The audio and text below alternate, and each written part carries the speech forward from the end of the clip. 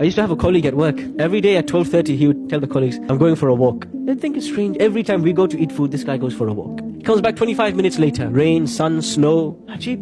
I knew obviously he's going to pray salah. So I asked him one day, listen, Habibi, why don't you just tell them, I'm going to pray. Maybe one of them will start asking you questions about Islam. Why don't you just be yourself? He said, I'm scared. What will they think of me? First time I came to the UK, I went to university in Nottingham. A Muslim person came and introduced himself to me. He goes, hey, my name's Mo.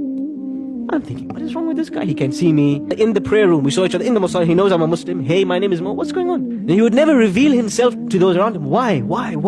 I'm scared. What will happen if they know who I am? Will they exclude me? Will they treat me differently? It requires bravery and courage to stand up and say, this is who I am. In the Meccan period for 13 years, there were a number of Muslims who were Muslims, but who kept their Islam secret. They did not have the courage and the strength to show it to everybody. But there were some Muslims who had the great courage to show who they were.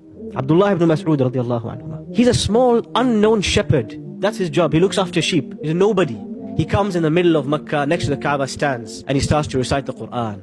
Ar-Rahman, allama al-Quran, khalaqa al-insan, allamahu al-bayan. People are throwing rocks at him, throwing things at him, attacking him, until he's bleeding. Then he goes back to Dar al-Arqam. The Prophet ﷺ looks at him, he says, don't go back tomorrow and do this to yourself. He says, no, I'm going to go back tomorrow. They cannot stop me from being who I am. This is the courage you need.